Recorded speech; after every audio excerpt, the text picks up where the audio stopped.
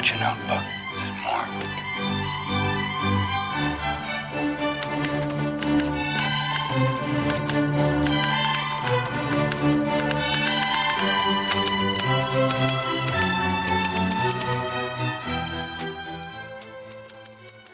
And live episode 2 of season 5, Twitter Files and the Death of Russiagate. I'm Joe Lauria, the editor-in-chief of Consortium News. In the latest installment of the blockbuster Twitter Files, reporter Matt Taibbi has revealed that probably the most important source behind the maniacal media output on Russiagate was based on a lie. Hundreds of articles and television segments in the major U.S. media, which kept the Russiagate fiasco front and center in American political life for several years, was fueled by a website called Hamilton 68. The name comes from Alexander Hamilton's Federalist Papers, number 68, in which he writes about the danger of foreign interference in U.S. elections. Hamilton 68 was launched in August 2017, less than a year after Hillary Clinton's defeat to Donald Trump, and just as Democrats increasingly blamed alleged Russian interference for Clinton's loss. As the hysteria over unproven allegations of Russia's role gathered steam, Hamilton 68 appeared. It became a go-to source for corporate media by saying it had a list, which it refused to make public, of Twitter accounts it was monitoring. There are conflicting statements from Hamilton about whether these were bots or real people, whether they were direct agents of Russia or unwitting dupes. Taibbi writes, quote, "The two founders of Hamilton 68, the blue and red team of former counselor to Marco Rubio, Jamie Fly, and Hillary for America foreign policy advisor Laura Rosenberger, told Politico they couldn't reveal the names of the accounts because, quote, the Russians will simply shut them down."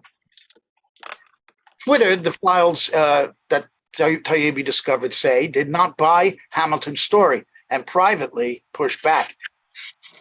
Noel Roth, Twitter's trust and safety chief at the time, said in one internal email, quote, "I think we just need to call this out on the bullshit it is." He also threatened to give Hamilton an ultimatum. Either they released the list or Twitter would. Twitter only obtained the list by reverse engineering data requests made by Hamilton back in 2017. Taibbi's reporting indicated these were real people indeed. Only about 30 Twitter accounts on the list of 644 were Russian. The rest, real Americans, Britons, and Canadians. Most were Trump supporters, with Twitter handles like @TrumpDyke. But some were not, such as myself, before I became editor-in-chief of Consortium News, when I was only a writer for this site, publishing several articles debunking Russiagate in 2017. On Hamilton's advisory council sits former senior U.S. officials, several with intelligence backgrounds, such as Michael Chertoff, former Homeland Security Director, former acting CIA Chief Michael Morell, Rick Leggett, a former NSA Deputy Director, Clint Watts, a former FBI counterintelligence officer, Mike Rogers, another former FBI agent and a member of the U.S. House Intelligence Committee, the former U.S. Ambassador to Russia, Michael McFaul, even a former Estonian president, Toomas Ilves, and John Podesta, the chairman of the Clinton campaign, and arch neoconservative Bill Kristol were all thrown in for good measure. Hamilton 68 has blamed the media after Taibbi's story for misinterpreting its data and ignoring its appeals to correct their stories. Hamilton 68 was rebranded Hamilton 2.0 in December, and its secret list has now been replaced by a public list that only names government officials and media from Russia, China, and Iran. We asked someone from the Alliance for Securing Democracy, which runs Hamilton 2.0, to appear on this show, and we received no reply. This troubling story underscores the gross failures of corporate media like CNN, MSNBC, the New York Times, the Washington Post, and even fact-checking sites like PolitiFact and Snopes. All of them failed to be skeptical of intelligence sources, whether active or retired. It also exposes the failure of members of Congress to not let the facts get in the way of a story that serves their political interests, as Senators Dianne Feinstein and Mark Warner became reliant on Hamilton 68. Academia was also taken in. Taibbi's revelations add to a litany of facts that have repeatedly debunked the Russiagate tale. Special counsel Robert Mueller's report that found no connection between Russia and the Trump campaign, the president of CrowdStrike's admission under oath to Congress of finding no evidence of any hack of the DNC servers, an NYU study recently showing minimal impact of Russian Facebook posts, and the Clinton campaign paying for both CrowdStrike and the former MI6 agent Christopher Steele's fabulous opposition research on Trump. The Hamilton Twitter file may at last be the final nail in the Russiagate coffin. Our special guest tonight is independent journalist Matt Taibbi, a former reporter for Rolling Stone magazine and an author. His latest book is, what is your latest book, Matt? Hate Inc., I think. This is the last one. Hate Incorporated, right. Matt also runs Racket, a Substack publication where his Hamilton 68 story was published. We're also joined tonight, we're happy to say so, by former New York Times correspondent and author Chris Hedges, whose latest book is The Greatest Evil is War, and by John Kiriakou, a former CIA officer, author of The Reluctant Spy, and the man who blew the whistle on the agency's torture program. Thank you, all three of you, for joining us tonight. Matt, I'm going to start with you. Just tell us in your own words, what is the essence of this story? What did you learn? So Hamilton 68, as you described very ably there, was basically a tool that was designed, I think, primarily to drive narratives with the news media. It really takes a very primitive trending technology and it was a hand-picked selection of 644 accounts that were represented to reporters as being, quote unquote, linked to Russian influence. But actually, most of them are just sort of ordinary people. If you go through the list, which Twitter was in a unique position to create by reverse engineering data requests, they engineered the list. They're the only ones, apart from the Hamilton 68, that has it. They realized it was full of real people, mostly sort of low engagement Trump supporters, but also people like you, Joe. And your name was a big surprise in the list. I just went down and started clicking all these different names, and basically what they were doing is running a scam. They were taking opinions, organic opinions of real people, and representing them as Russian-driven narratives to the news media, and this, as you know, birthed hundreds of news stories. I wonder if you could just clear up one aspect of this, how it worked, because I think a lot of people, myself initially, and I'd even think Glenn Greenwald, when he interviewed you last Friday, said that or thought that Hamilton was going to Twitter to get people suspended, the way the FBI and the DHS did, and your earlier incredibly good reporting did. But that was not what happened here, because they never gave the names on the list to Twitter. Twitter had to find out on their own. Isn't that right?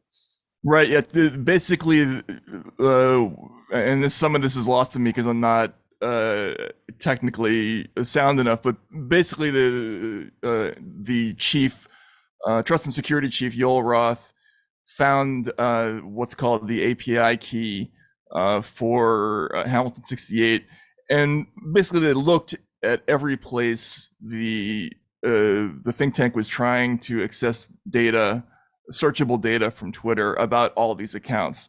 So every time Hamilton 68 looked up the tweeting history of anybody on the list, Twitter knew about it, and they were basically able to reverse engineer who was on the list by looking at all the different requests, which were basically the same every time they were running some kind of search on any hashtag or anything like that. Your previous stories on Twitter files have been extraordinarily important in understanding how government used a private company to try to suppress speech to get actually people silenced on Twitter.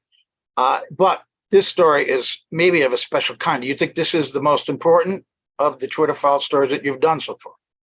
I think my belief is that actually this is just sort of the beginning of a window into.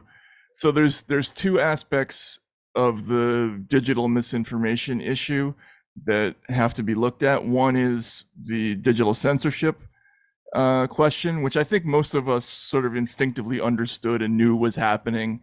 The larger question, however, has to do with what they call offensive information operations. John might be able to tell us something about this.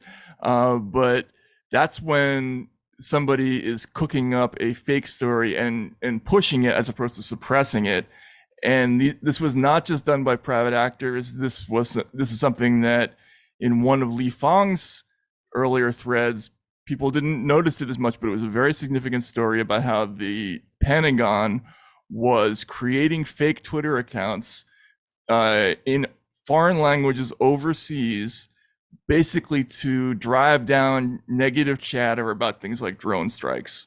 So we knew they were doing that the Pentagon was doing that in foreign countries, but I think we're going to find out that this is happening in the United States. We have a few examples that are pretty ugly already, but I think we're going to learn that it was significantly more widespread, and Hamilton 68 was not just a think tank. I think we're going to find out that it had some more unnatural origins. Well, that's interesting. I'm going to get to that later. But when you consider the role Russiagate has played in creating tension with Russia, starting back in 2016 and 17, and laying the groundwork in many ways for the war in Ukraine right now, to get the American people on side, to completely accept the U.S. explanation for this and reject any idea that they provoked this war, don't you think that Hamilton's role in stirring up that anti-Russian hysteria has a geopolitical impact? And in that sense, why I thought this is maybe the most important story you've done so far.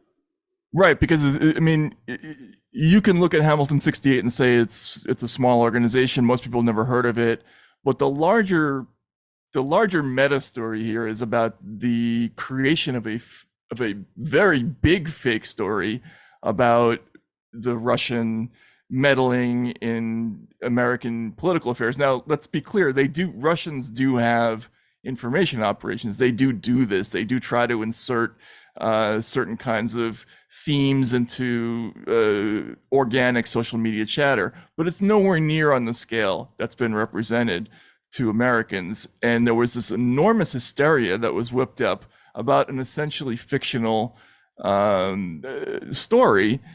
And that's I can't think of a parallel in American history where that's happened. I mean, you can maybe call McCarthyism like that, but the difference is that because of social media, because of everybody's so online all the time, they were able to amplify the story, fake stories, much more effectively and much more broadly than I think ever done previously. Matt, what did you think of Hamilton's response? They wouldn't talk to you before you published your piece. You gave them ample opportunity to do so. But they did right after it come out with this fact sheet, and they seem to be blaming the media again. We tried to correct them. They went too far with what we were saying. That's not what we meant. That they're pleading. And, I mean, it's did they, and what do you think of that? And did they know that you were working on this story in December? And I asked that because that's when they rebranded this thing 2.0 and put out a public list. Did they know in December that you were gonna get it? I think they had to guess in December. Had you contacted them for comment? Sorry, in December. No. I contacted them in January, but I would say early-ish January. But they had to know. They have ways of finding out, don't they? These are people. They had as soon as they saw that we were looking through Twitter's emails, they must have known, because this was actually a big deal within the company. There was a significant argument between Twitter and all the actors involved here. I haven't fleshed out the full details of this, but there was a lot of back and forth. There were in-person meetings, and so they had to know that if we were looking around and this stuff, that we would see the footprint of it pretty soon, and that's what happened. We saw it relatively quickly, and it's a big deal because it's essentially a conflict between a big private company in Twitter and really the Democratic Party establishment and the intelligence community, and that they had a real fight about this, and but it was all suppressed. I'm going to get to that with John, the intelligence side of it, and Chris, the journalistic side of that. But we're going to stick with you for a moment. Matt, I'm going to bring in my co-host, Elizabeth Voss. Elizabeth, take over your questioning of Matt, please. Sure. Matt, thanks again for coming on and being with us. I just wanted to know, are you satisfied with how the Twitter files have been disseminated? Are you good with it being disseminated on the Twitter platform? Do you think publishing it via an organization like WikiLeaks would have made it more accessible to people to look through and find the stories themselves? What do you think about all that? So I was very skeptical about, first of all, the format of Twitter at first. The two conditions that I agreed to with the story were an attribution, right? Sources at Twitter. And the other one was that the story had to, all the breaking stuff had to come out on Twitter first. And I think you can imagine what the motives are for that, right? There are several. And I was very skeptical of this at first. I mean, I'm a long form writer, as I think everybody on the panel can understand. It's a difficult thing to think through. In terms of the way the story landed, though, however, I quickly realized that it had to be on Twitter. Like it made a lot of sense, both from a PR standpoint, and there's an irony in it too, right? Because you're using Twitter to flay Twitter. Twitter was originally kind of an anarchic organization that was essentially destabilizing, right? And the plot that we're looking at is government's attempt to turn that around and turn Twitter into a tool of control. So there's an irony of using Twitter to turn the tables again. I understand the call to release everything, but like this story is an example of why that made me nervous. In addition to all the other things about this story that make me nervous, like, what happens if I release all these 644 names and there are 8 of them who have negative consequences because they're now identified somewhere as Russian bots publicly, right? So that's kind of the same dilemma you have with stuff like WikiLeaks. Like, you want to look through it first, and then I think at some point something like that will happen, but I can't speak to that. It's not my company, but I understand the thinking on both sides of that question. Sure. And during Russiagate, we saw Jill Stein, Tulsi Gabbard, and so many others falsely smeared as Russian agents. We had them blamed in Tulsi Gabbard's case, in part for Hillary Clinton losing, on and on. Will there ever be a real reckoning for this and all of these lies? Well, I think this week, it's a good time to talk about this. The Columbia Journalism Review this week dropped a 26,000-word excoriation of the news media, written by as credentialed and down the middle a mainstream reporter as you can get, Jeff Gerth, who was a veteran of New York Times for many years. Chris, I don't know if you knew him well, but it's just a gigantic compendium of errors, and the response has been absolutely nothing. So if you drop something, a book length thing, on the Columbia Journalism Review, and you can't get a 30-second hit on CNN out of that, I mean, I don't think we're getting the reckoning voluntarily. Let's put it that way. Yeah, I mean, just looking up the Twitter files, looking up Hamilton 68, you get so few search results, whether it's on YouTube, Google, wherever. There's a couple of of stories. It's almost nothing. And obviously, as that Columbia Journalism Review long series of articles states, basically, the US's public's trust in the media has just been completely damaged in this era. I want your comments on that and whether that will ever be repaired, if it can be.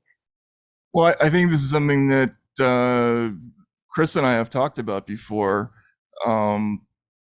So the obvious solution, the news media business is in crisis financially and from kind of a psychic meta standpoint. Like their relationship to audiences is very confused and very troubled right now. And the obvious solution for them is to start doing their jobs, and they cannot bring themselves to do it. It would be both a financial solution and a moral solution, and they can't do it. I don't fully understand that situation, because there have to be some self-interested companies. Chris, I'd be really curious to hear what you think about this. Why there aren't a few organizations who have said, this isn't working for us. We got to step off and start doing the right thing, and they won't do it. I think that would be an interesting thing to discuss, actually. Chris, do you want to answer that?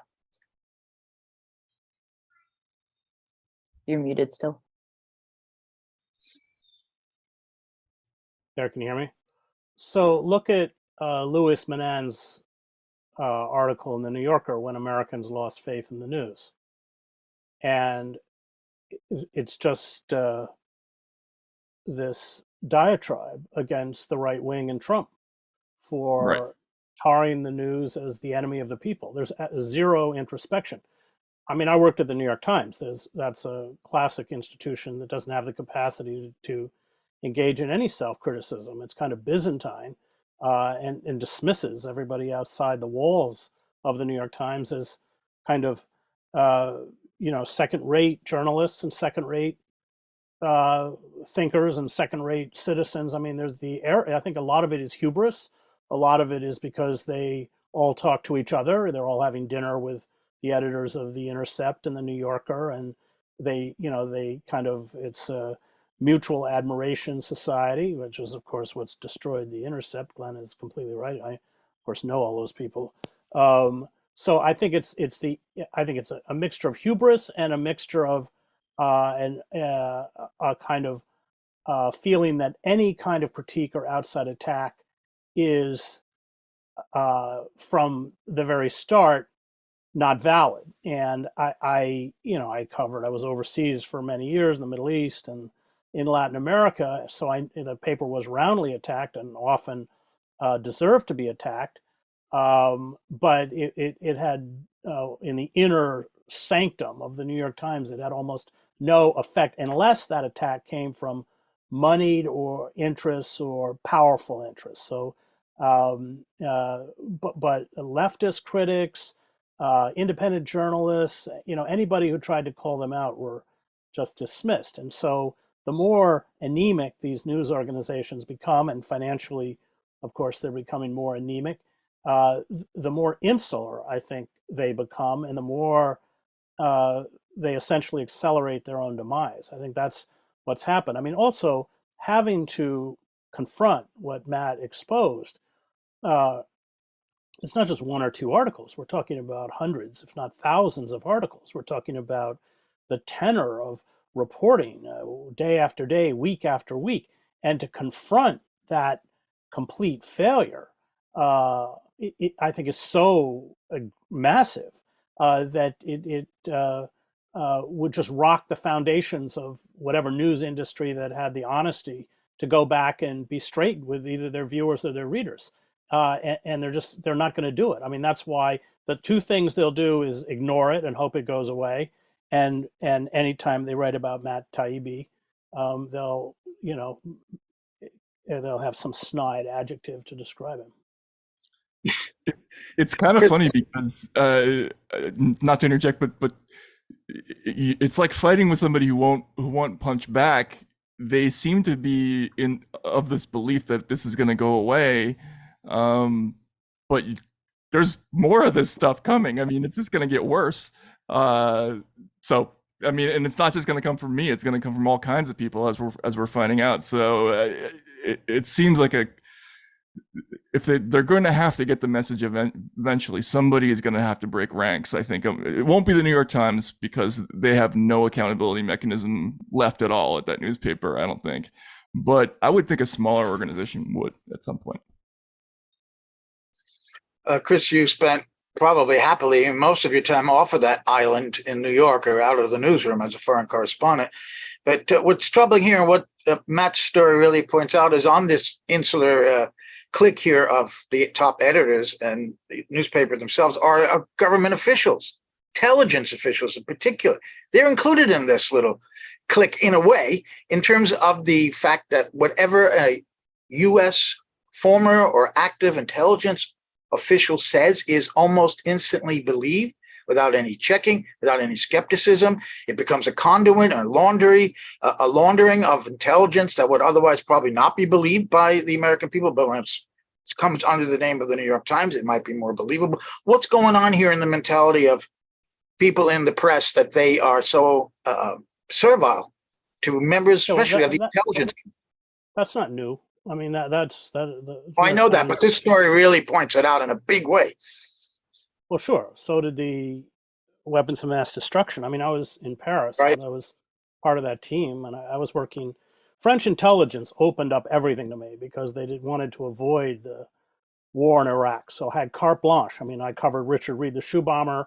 I would go down to the counterterrorism ministry run by this crazy Corsican, and it was like snapping your fingers. And next thing, I'd have a pile of all the French intelligence on Richard Reed, including surveillance photos of him coming out of the bricks at Moth, everything.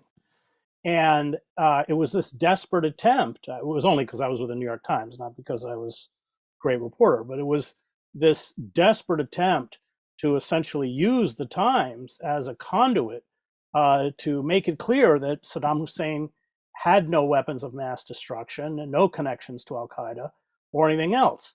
And I would periodically fly back to New York in that investigative meeting and bring hard intelligence. And it was just laughed at because they were all going down to Washington and having lunch with Louis Scooter Libby and Dick Cheney and Richard Pearl and everyone else. And it was arrogance. It was just, oh, the French, you know. So that's long been the case. I mean, there's long been a very incestuous relationship between intelligence agencies and the New York Times. That's nothing new. The new and they wrinkle, will carry though, water. What's that? I would just say the new wrinkle is that they're physically replacing journalists now with intelligence people. I mean, the roster of ex CIA, NSA, FBI, whatever. John, with all due respect, you know, everyone from Brennan to Clint Watts to Asher Rangappa to, I mean, they all have media jobs now, and the real reporters are being cycled out, and these big contracts are being given to ex-intelligence officials as if it's the same job. And as we all know, it's the opposite job. Intelligence is about deception. I mean, in most circumstances, right? In journalism, you're supposed to do the other thing, and they think for some reason that it's authoritative, but it's not really. Yeah, I mean but that's electronic media. I don't, you know, the Times isn't doing that. I mean, they'll quote these people with reverence, of course. I have a few. But I don't think that journalism that's kind of the last thing that MSNBC or CNN is doing. It's about ratings, it's about entertainment, it's about catering to a particular demographic. I think your book Hate Inc. kind of, you know, talked about those silos and what they're doing. And you never pay for when you're wrong because you're telling your demographic what it is they want to hear. So, I mean, I, who come out of the Middle East, was appalled at this podcast that was on the New York Times called The Caliphate, which, you know, the first 10 minutes, I realized it was garbage. I mean, it was just completely ridiculous. It was kind of almost pornographic, you know. I mean, it just didn't ring true from anybody who come out of the Middle East. Well, they never paid a price. So they didn't even fire the reporter who it was all based on one character who was, you know, completely lying about everything. But it's what people wanted to hear about Muslims. So they never paid a price for that. They as long as it's when they go against their demographic that they pay a price. So I'm a little more skeptical than you are. I think, you know, all of these institutions that slog this Russiagate stuff, one, because it's so massive, I think they would look ridiculous if they were honest about the level of deception that they engaged in. But secondly, their demographic doesn't want to hear it. I mean, this New Yorker piece talks about Julian Assange as a Russian agent. I mean, and it calls him a criminal. I mean, but it's kind of an amazing piece, but it's a good window into how distorted the mindset of mainstream journalism has become. And I hope you're right, but I think on second thought, I doubt it. I mean, Caliphate's the story. I'd forgotten about that, but I mean, what was the story in the Washington Post in the '80s where it was a fabulism situation where some columnist invented a fake tale of I think it was a street orphan or something like that. Yeah. It was a young woman reporter, right? Right, yeah. And it was unbelievably notorious, right? It was reputation shaking for the Post. It just sort of rippled throughout the entire business. That was like a pimple compared to the Caliphate thing. I mean, yeah, like it's not even close to the scale. and there's just no recognition of that. That was a awesome scale case of fabulism, and they don't even talk about it. No, I don't think they're going to talk about it. I think, because I think if they actually had to confront it with any honesty, it would just rip the whole foundations out of their enterprise. And because we're talking about years of reporting, we're talking about hundreds, if not thousands, of stories that were just based on this fraud. And what is it? It was the famous. We used to run errors. Oh, I can't remember. I forgot. But I remember being at the New York Times. There were just some errors were so embarrassing they couldn't run them. They just didn't put them in the error box. And this is just a gigantic, fill up pages of error, pages. Yeah, We'd have to fill up pages of the newspapers with mea culpas. So I mean, I think what this 2017. Yep. I think why this is so important, what you've exposed, is that it really challenges the entire ethic, the entire structure of the mainstream media, which is why I would be highly surprised if any of them touched it.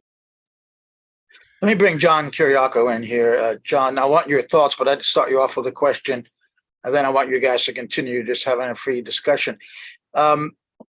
As I described, a lot of the people on the advisory board are very senior former intelligence officials, former CIA, acting CIA director, head of Homeland Security, deputy director of the NSA. Now, in David Talbot's book, The Devil's Chessboard, he describes how Allen Dulles set up in his Georgetown townhouse a kind of rogue intelligence operation after he'd been fired by John Kennedy. He was no longer the director of the CIA, but he had this operation going out of his house with active agents working for him.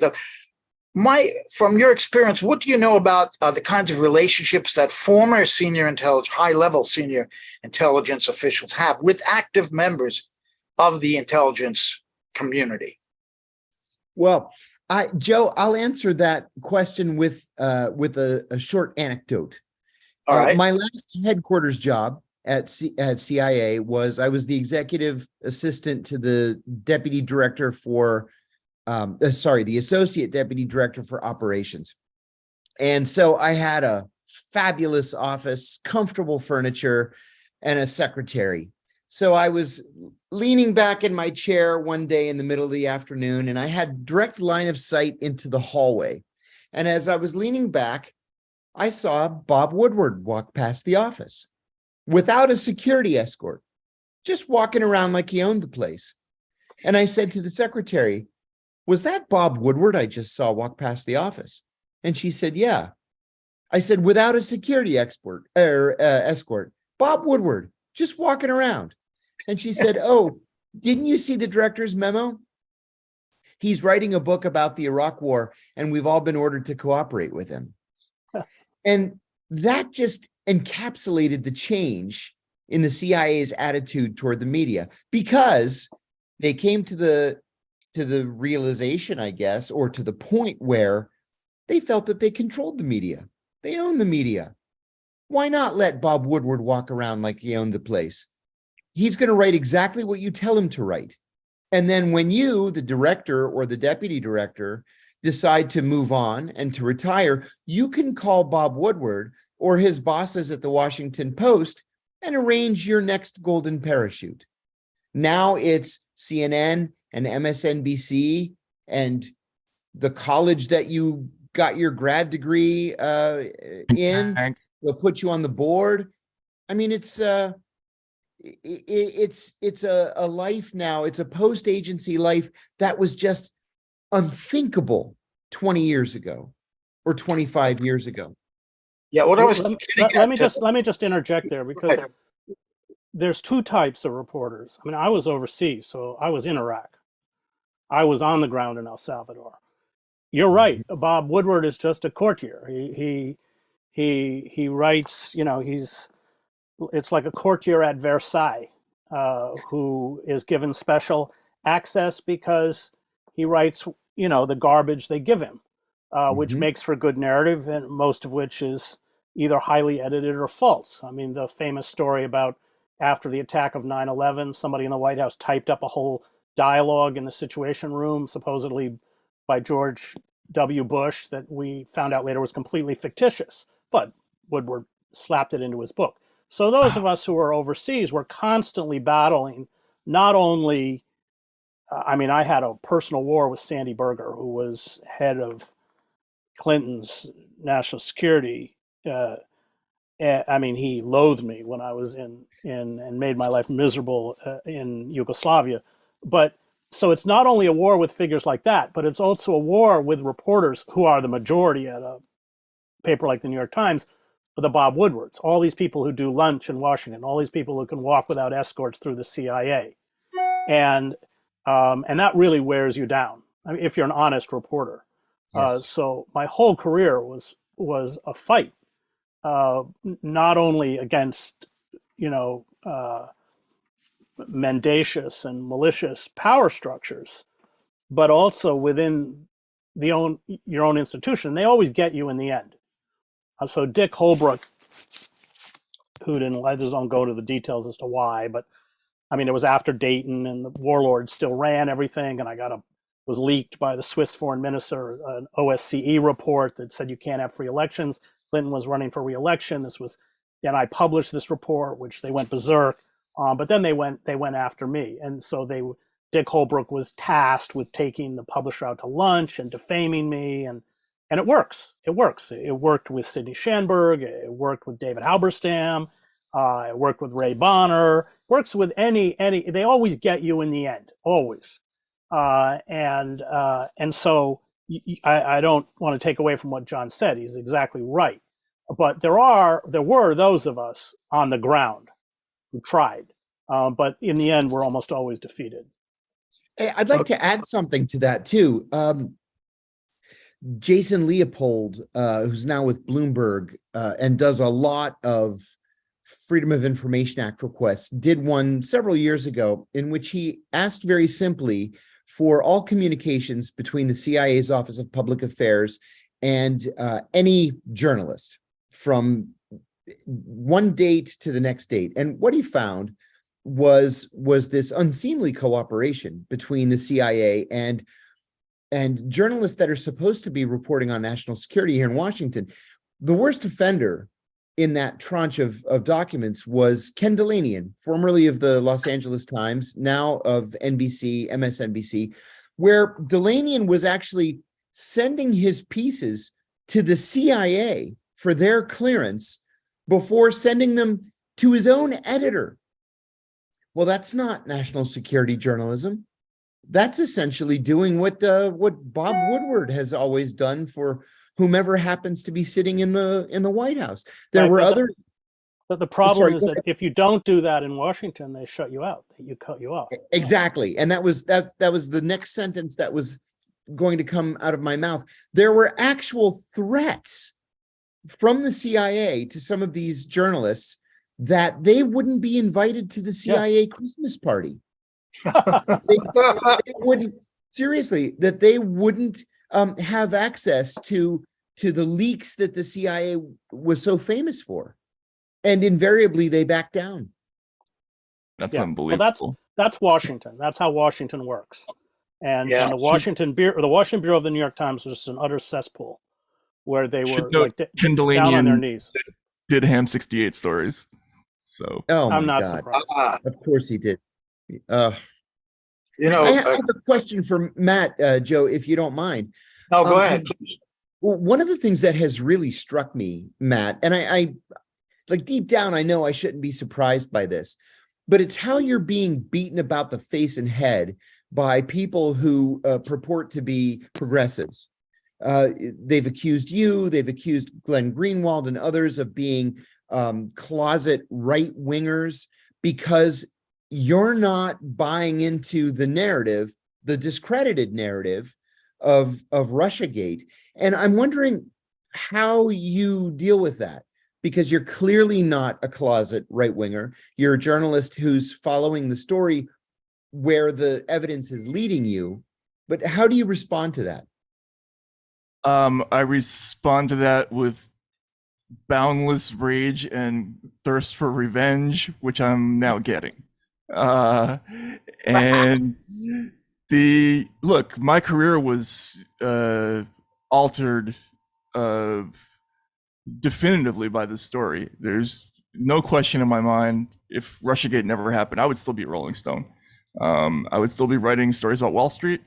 I would uh, basically have the same career that I'd had for 15 years leading up to the story. My problem, I was set at the beginning of the Trump years. I was going to do a basically every month catalog of the whole history, like a Herodotus-like history of the Trump years. And I did. If you go back and look, you'll see I did one installment. It's actually behind me, the tornado on the wall there, Trump the Destroyer. But because of the Russia angle, I couldn't do the story. We quickly realized that this was unreportable for our audience because I had too many questions about the stuff that people like Amy Klobuchar were saying on the Senate floor about Trump. I would go back to editors and I would say, this doesn't scan, that doesn't scan. I went to Adam Schiff's office. I asked, where did they get this? Did they check this? No, right? How do I report this, right? Like it's not true or it's not reliable. And so, that was the first moment that started me down the road of leaving the magazine. That also came with an avalanche of social media invective. I think we've all gone through this. It was very nasty in my case, in a lot of ways. But all the reporters who didn't go along went through this. It was very personally upsetting. We lost friends. We were frozen out. Probably 95% of the people that were in my Rolodex in 2016 would not speak to me during the Trump years at all. Like I couldn't pick up the phone. Former good sources of mine completely ghosted me, and I was just doing my job. Like, I was not like a crusader on this issue for a long time. I just felt like I would sort of gently do a column about how, hey, maybe we should reconsider some of these facts. And I don't know. I'd be curious to hear what everybody else's experience was, because it was totally different than anything else I'd ever dealt with before in public life. The response was so disproportionate and crazy. But I think, they created a lot of enemies and motivation for people in this process. So I don't know.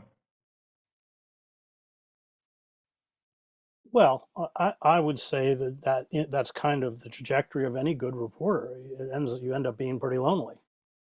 I mean, because sorry, right. That's true. That's kind of it. I mean, whether it's I.F. Stone or Seymour Hersh or all the people you and I respect. I mean, look what they've done to Seymour. He can't even publish in the United States anymore. Right. So I would say that I would add Julian Assange to that. And if you really do your job, I went through it overseas. For instance, in Kosovo, I rigorously reported on Serb atrocities against Kosovo Albanians, and they loved me. And then the moments the Serbs left, my job as a journalist is to report on those people who are being persecuted or don't have a voice or vulnerable. All I did was write about the Kosovar Albanians attacking ethnic Serbs. And I instantly became persona non grata in a big way. And I think that's Orwell. I mean, that's any serious, like Matt, I hold in very high esteem. Any serious journalist in the end is going to alienate all sorts of people who aren't interested in honesty and aren't interested in any kind of, investigations that disrupt their particular worldview or ideology. I'm not going to go through the trajectory of my own career, but I think that's, part of the way I deal with it, unlike Matt and Glenn, is I don't have a Twitter account. I'm not on, so I don't have a Facebook account. I don't have Instagram. I don't even own a television.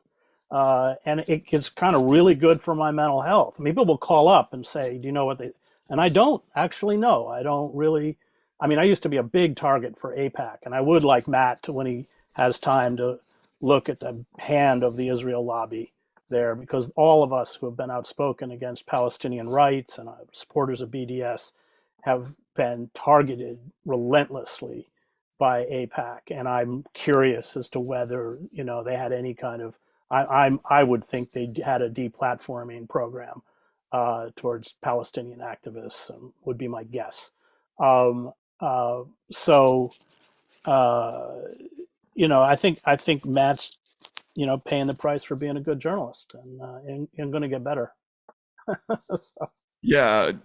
On the Palestinian front, the first story I did about internet censorship, which I thought was a big deal, that was another sort of disillusioning moment, because I thought this was a big thing and nobody else in the business seemed to think it was.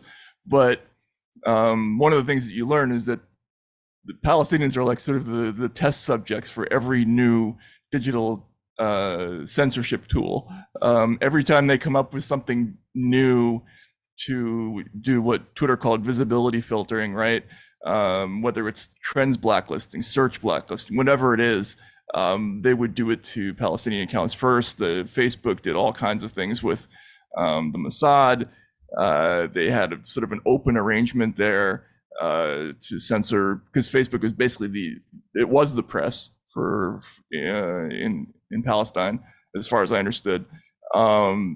So yeah, I'm sure there's something there, and if I just haven't seen it talked about, because probably they found a way to algorithmically squash the Palestinians so long ago that it's before the chatter that I'm looking at, but it's probably in there somewhere.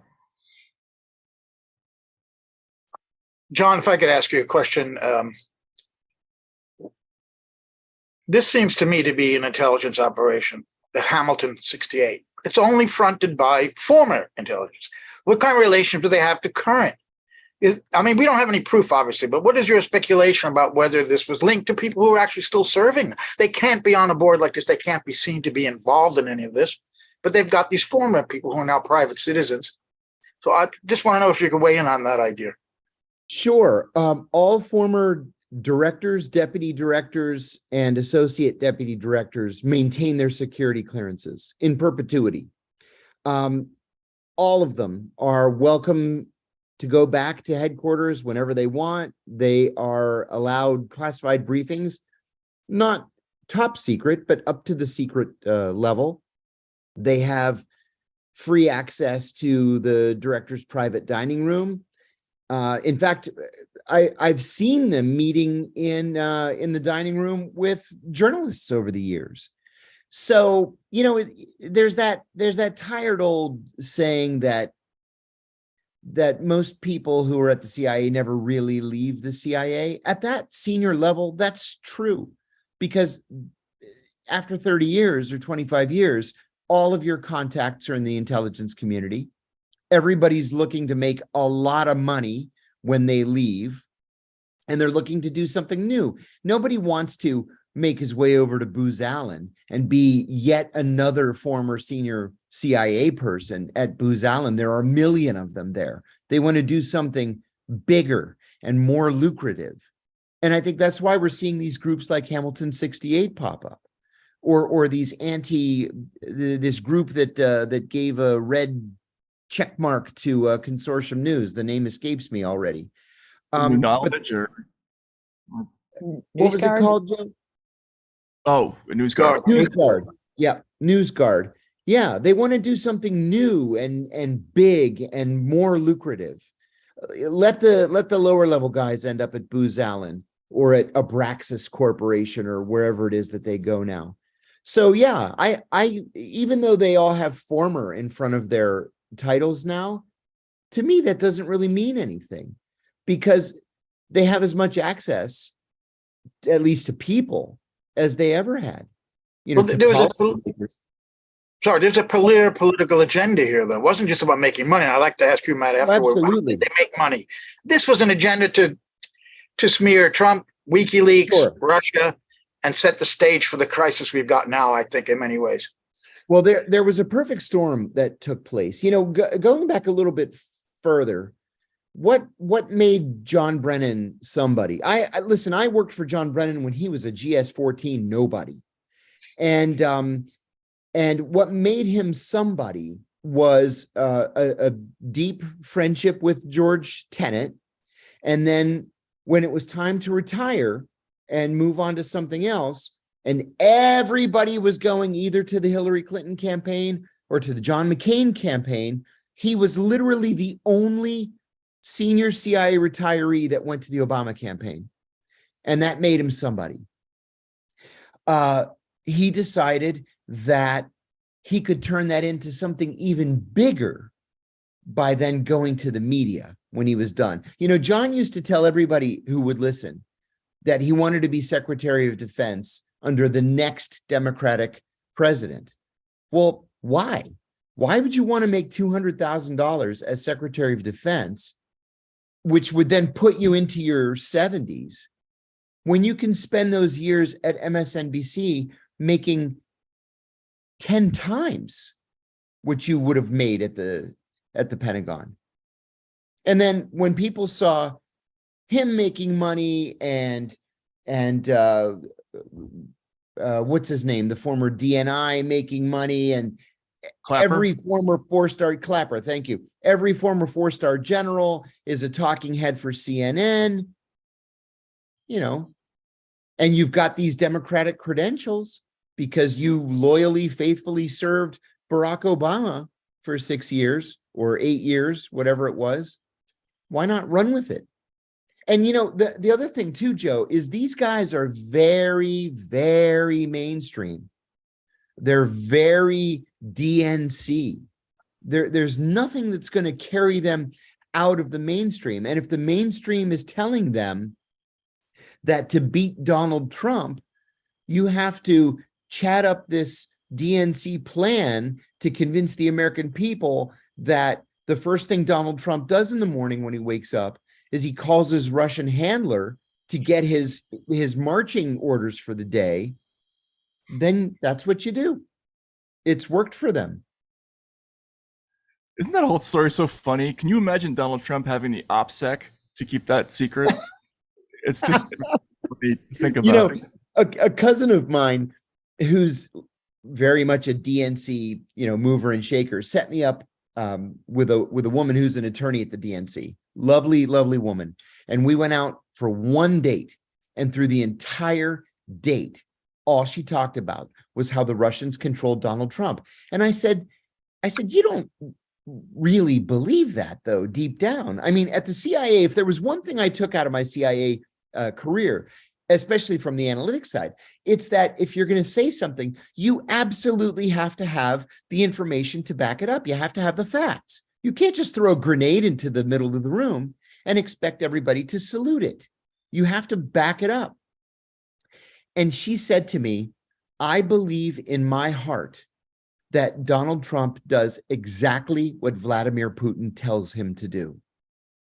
And, I realized there's no sense in carrying on the conversation any longer because they really believed that at the DNC. Maybe not at that top level that had come up with the big lie, but everybody else who was there to implement it, they believed it. Yeah, John, I think Go ahead, Matt. The problem is you have a bunch of analysts sitting around the CIA dreaming up all sorts of garbage. When they drag out the cardinal in Prague, who's been sleep deprived for 3 weeks and he looks like a zombie.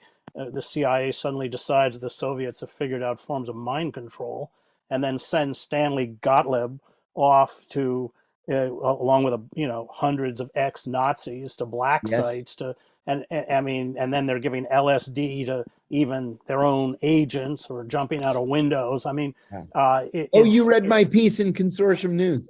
No, I read Kinzer's book. I read Kinzer's book, Poisoner in Chief. But it's I know overseas they would come. The other thing is that as you know, there's two types of CIA. There's the guys who come out of the special forces and know how to put explosives under trucks and blow them up. And those guys, as soon as you walk in the room, you know who they work for. And then there's the guys who went. I had a friend, clearly CIA, had done his PhD in Princeton on Vogelin, and we used to have long dinners talking about Vogelin. A charming guy, Cuban American in Central America. But they get these theories. I mean, like for instance, when Huntington's book came out, Clash of Civilizations, it's a ridiculous premise. Just it doesn't even make any sense when you, for instance, really know the Middle East. But that it gave them the kind of shorthand or the slogans or the cliches that they hung their ideology on. I mean, that was my experience with. I mean, I and especially in Salvador, we dealt a lot with them. About 60% of the embassy had the same. We got the embassy phone list, and 60% had exactly the same extension. We had the deputy head of the Phoenix program there. I mean, we had all these guys there. I mean, they were just swarming all over El Salvador. Didn't speak Spanish. They'd all been in Vietnam. They know what the fuck they were doing. They'd sit in the Sheraton with their Vietnamese wives. And well, the funny story is, I'm in Bosnia, and I hear this guy across the room go, "Hola, compañero," and it was one of these Cuban Americans. I'm going, what the hell is he doing? We had Felix Rodriguez there, Well, who we all knew. He used to show us the wristwatch he'd taken off Che Guevara's body.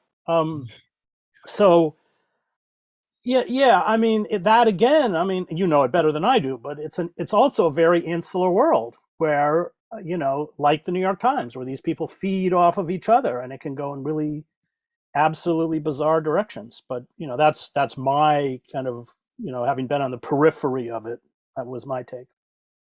it sounds like you had them pegged. I have to say, the CIA saved my life, though, twice. Once in El Salvador, when the death squads were going to come and kill me, and not that they liked me, but they showed up with an armored car and said, "You got to leave right now. Don't even pack your bag."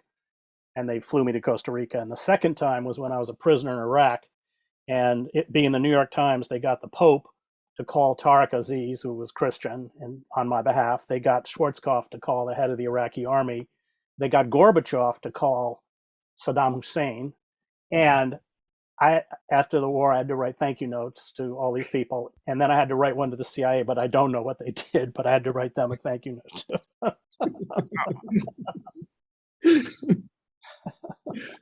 John, something you were saying, John, it reminded me of just the experience of Trump derangement syndrome in general during the whole Russiagate era. I mean, so this Hamilton 68, this labeling of American citizens and other, ordinary people's views and expressions of opinion as disinformation, as Russian bots, it was just at this hysterical pitch. And I think, as Matt was also mentioning earlier, it was something that everybody experienced on kind of like the journalist side of it. But then, as you say, John, like when you talk to people who really believed it, it was like a religious fervor they had about it. So I just wanted to, ask you all kind of about your experience of Trump derangement syndrome, or what, that hysteria during the Russiagate era, and if that was unique. I mean, or if you think it'll play out the same way again on the next kind of saga, the next not moral panic, but the next equivalent narrative that the media really pushes. Joe, do you want to? Any of you, John, Matt, anybody? I definitely. May I say real quickly? I was at the Venezuelan embassy the night that it was ordered closed, and as I was leaving with most everybody else, some elected to stay inside. I overheard two uniformed Secret Service officers talking. One of them said, "So who are these people?" And the other one said, "The ones out here are with us. The ones inside are with Putin." And the other one kind of chuckled. And the second one said, "No, seriously, it's like with Trump." And, just to hear something like that and to realize that they mean it, that, your initial reaction is you think, wow, what a couple of simpletons. And then you realize, no, it's not that they're simpletons. It's that they've been exposed to this propaganda for so long, this unrelenting reporting that Donald Trump is a Russian agent and that the Russians have controlled our elections Listen, there's a guy that I used to work with at the CIA. We worked together desk to desk for years. And now I just read in the Washington Post a couple of weeks ago, he was named to head the new Office of Election Integrity in the Office of the Director of National Intelligence. Like, integrity for what?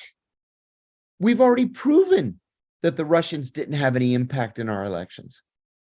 But people really believe it. They just refuse to look at the evidence that's placed before them. We need more reporting from the likes of Matt Taibbi to prove to the American people that they're just simply mistaken. They've been duped. They've been led astray.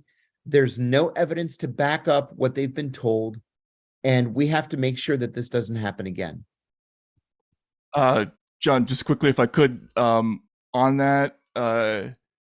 So this story, as I alluded to earlier, does go in another, it goes deeper. I think the themes that are going to emerge from this are that the intelligence community has been working not just on controlling, censoring people, but also on sort of more fundamental ideas about how to affect people's behavior, their belief systems. So for instance, if you insert a lot of chatter about sunshine or grass or rivers, it makes people want to go outside. But if you insert the phrase stay at home, disease, COVID, death, it makes people want to stay inside, right?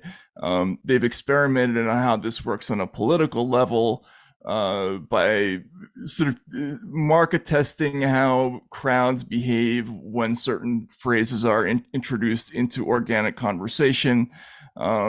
All the countries do this. The Russians do it, and their program is modeled after ours. And I think what we're gonna find is that a lot of these companies, and you mentioned the contracting before, that they don't want to work at Booz Allen. Well, they want to work at companies like New Knowledge or NewsGuard. There's this huge booming new industry that everybody knows is coming. It's only going to get bigger. That's about things like election integrity, foreign interference, like extremism watch, that kind of stuff. And there's a lot of money in this. There was a lot of money already that's been distributed in public contracts that are already searchable. There's already a paper trail connected to a lot of these companies. So these aren't just private efforts. These are in many cases like sort of DoD efforts. But there is a lot of money here, and it coincides, Joe, with the political sort of hysteria and machinations that you're talking about. So it's really a story on multiple levels about how a political impulse is coinciding with a practical sort of financial interest that is sort of the eternal story of Washington, a tribute, right? Remember, Washington's the modern day Rome, where everybody goes to get all around the world to get tribute paid to them. Well, this is a big hunk of that system, is this new sort of digital information network. Outfits like Hamilton 68 are going to be the forerunner of how things are done in the future. They're not going to bother with correcting the New York Times. They're going to create narratives before they get to the New York Times. And the whole fabric of reality is going to be altered, so that you have people like that person you dated. I'm sorry to go on about this, but this is exactly what Orwell wrote about. It's this idea of somebody you can have two contradictory thoughts at once and not be bothered by it. The certain conviction that something is untrue, but the absolute belief that it is at the same time, right? That is the new person that is being created by these techniques. It is something we've never dealt with before. It's a new topic that hasn't really been studied, and it's very scary because they're sort of testing it in real time with stories like Russiagate. I'm sorry to go on about this, but I think people have to understand the scale of this isn't just a big wrong story. It is something, it is heralding a new technique for governance. That's true, Matt, but that's only if you allow yourself to be enslaved to social media. Right. And, Right. That's true. But everybody is. That's the I problem. know, but that's what's dangerous. That is what's dangerous. And and so, those devices, serve not just as tracking devices and profiling devices, but it, without being overly dramatic, a kind of mind control, and they know it, and they know how to do it, and they know how to package stuff so it gives you the right dopamine hits, and it's really, I think you're right. I think it's very frightening. I remember when I wrote Empire of Illusion, which hit some of these themes, I spent the whole first chapter hanging out in Madison Square Garden with professional wrestling. And it reminded me of exactly that, where on the one hand, I would interview these people, they all knew it was fake if you asked them. On the other hand, they were screaming and weeping because the narratives that were created around these wrestlers, and it was, you couldn't make this stuff up. It was, the guy who'd been evicted, the guy who, my favorite was the guy who just got out of prison and comes into the arena in his orange, well, they don't actually wear orange in a prison, but in an orange Guantanamo suit to fight the corrections officer. You can't make this stuff up, but it awesome, it resonates. Yeah, it is kind of awesome. And, but it resonates. So, and when you said that about these contradictory, that reminded me exactly of that kind of spectacle of professional wrestling. Because what it does, it grips them emotionally. And it has embodied within it, it's manipulative, a kind of emotional truth. And that's what I kind of hear you saying they're doing. Absolutely. It's just they've pro wrestling, right, was for one audience. The difference with this story is they figured out how to do it for the sophisticated, cosmopolitan, highly educated, urban class in Western countries who believe themselves above such pretensions. But they not only are not, I would actually argue that they may even be more susceptible to this kind of behavior than the sort of average working person who has a streak of independence and that a lot of these people don't have because they've been sort of intellectual group thinkers for their whole lives. I don't know. I'd be curious, John, to hear what you think about that. But it appears to me that they've figured out how to crack that audience better than ever before. It sure seems that way. We've been seeing it really since 2016, and it's become so deeply ingrained in society that I, for one, struggle with how to get out of it. How do we turn this around? I think that the comparison that you made earlier to that period of McCarthyism is an apt one. How do we turn this around and get out of it? It's going to be difficult. There was only one man then, McCarthy, basically, who. Yeah, good point. Edward Murrow stood up to him, and that guy said, "Don't you have any decency?" And that could have collapsed. Where this is much broader. It's because McCarthy went after the army, the military, and the intelligence community. So as soon as he crossed that line, he was finished. This is completely different. So everything is now emanating out of those centers of power. It's not at all like McCarthy. It's far worse. They've done this overseas for years. It's not anything new. But in the end, with every decaying empire, all of the mechanisms they use for control migrate back, and it's as things deteriorate, they will reach for every tool they have, and they know how to use it because they've used it in all sorts of countries, and it's already been perfected and tested, and it's ready to go. So it is Orwellian. It is really, really dangerous. And as the country continues to disintegrate, how many mass shootings have we had this month, how many people? I mean, the fabric of the society is just being torn apart, and these people are not going to give up power, and they will use everything at their disposal to keep power, and I think that's what we're watching. Yeah, You I can would argue just that Trump. Go ahead, Matt. yeah, I would just say that the twist on sort of earlier methods of control is the technological advance that the internet allows.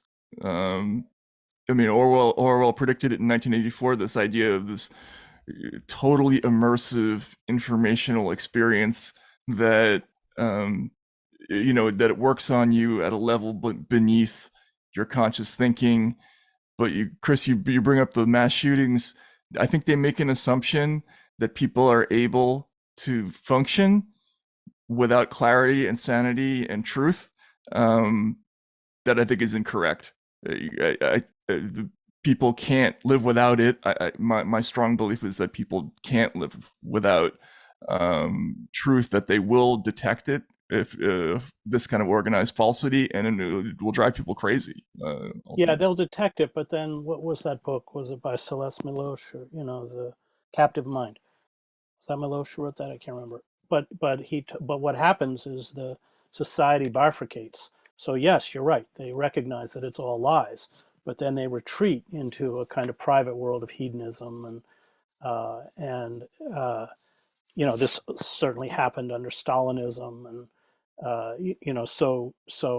you're right that they can see it. You're right that you know and there are always those great figures, Solzhenitsyn, which I just taught in the prison, Gulag Archipelago, but there are always these figures, but when they step out to speak a truth, of course they're discredited and widely reviled, um, uh, and um, uh, and what they do is really almost suicidal. I mean, it is, they have to accept that in order for them to get up and speak a truth in this environment is to put their life in danger. They'll do it anyway. Oscar Romero did it, El Salvador. Um, but I think that in a climate of pervasive manipulation and pervasive intelligence, what we may get is that that bifurcation that we saw in The Captive Mind, where people just retreat. And of course, it's where it's a pornified culture. It's a culture engrossed in spectacle. I mean, just Cicero writes about this at the end of Ancient Rome, where everybody, which he inveighs against, but everybody's emotional life is invested in the arena. Meanwhile, the Roman Republic is coughing up Nero and Caligula and everyone else. So that's you are right that, but that I fear that that's kind of probably the path we're headed on. That might be a good spot to end it at. Unless anyone, a very cheerful note. Yeah. Yeah. So we'll go off into the night.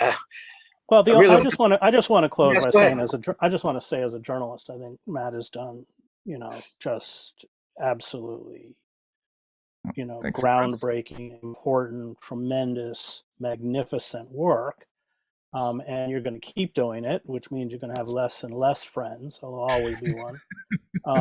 But it is. I mean, I read it, and I just thought it was one of the most important stories I've read maybe since WikiLeaks. I mean, I just thought it was really, really important. And so I just want to tell you how much a lot of us really admire you and admire what you do.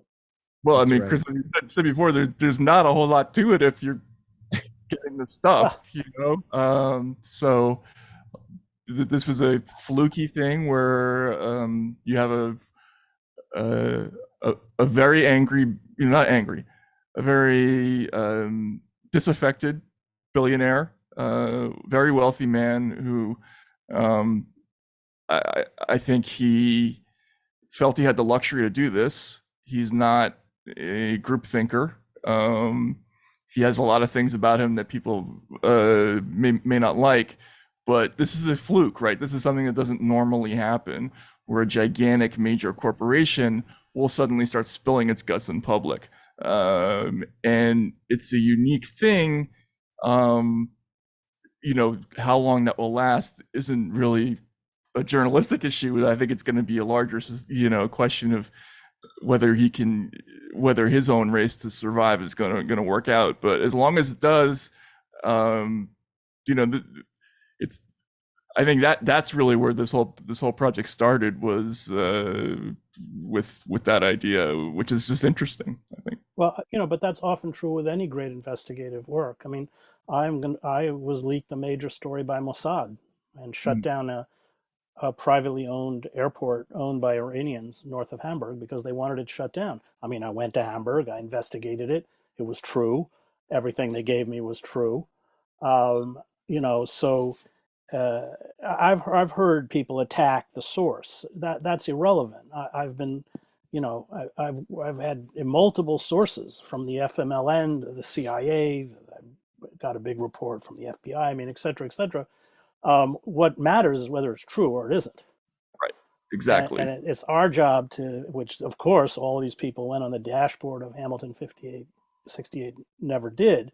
But it's our job to determine whether it's true. And people will feed us crap all the time. But if we find that it's true, we don't have a right to withhold it from the public. That gets into Grand Inquisitor territory. It's our job and I've written stories, as I know you have, that have hurt groups that I care about. But as Orwell said, the only product we as journalists really have to sell is our credibility. And a lie always works in the short term. But in the long term, it destroys everything that we're about, which is why, of course, he put in the POUM suppression and homage to Catalonia and the Barcelona riots, which he was part of, and everything else. And Victor Glantz and the left wrote him on. Victor Glantz wouldn't publish it. Homage to Catalonia only sold 600 books in his lifetime.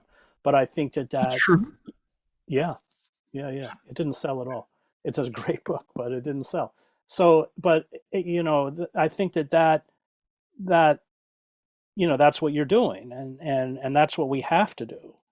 And it's, the longer you do it, the more isolated you're going to become, and the more you expose, the more vicious they're going to become, because rather than owning up to the fraud that they participated in, they'll seek, as they have done with Julian, to essentially destroy the messenger. So, as what Julian it doesn't matter, as you just said, it doesn't matter the source if it's true. And it doesn't even matter if Russia was the source of the DNC emails. They were true. Yeah. Doesn't matter. Well, I've always said, you can argue that you shouldn't publish them, the Podesta emails, but you can't then call yourself a journalist. Right. You can't. Exactly. It That's becomes something else. Yeah.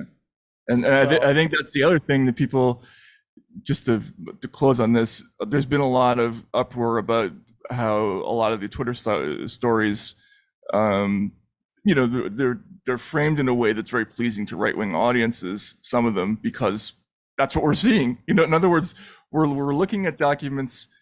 Most of what we're seeing is a certain kind of narrative, but I think people have to understand that it's not just that. There's a layer beneath that is it kind of goes in all directions. But we just got to follow where it leads. Yeah. Well, we'll end it there with the last word with Matt Taibbi. And we thank you, Matt, so much for coming on and sharing all these insights about your story. And I think we all agree with Chris that we admire what you've done here very much. We look forward to more stories like that and you coming back on CNN Live sometime. So, John Kiriakou, thank you very much for coming on and giving an intelligent point of view. And Chris, with your incredible deep knowledge of many things, going from Rome to Bosnia to today, we thank you. And again, Matt, so much. And I thank Elizabeth Voss, our co-host, and Kathy Vogan back in Sydney, Australia, our producer. So for CNN Live, this is Joe Laurie saying good night, and we'll see you again soon. Goodbye. Get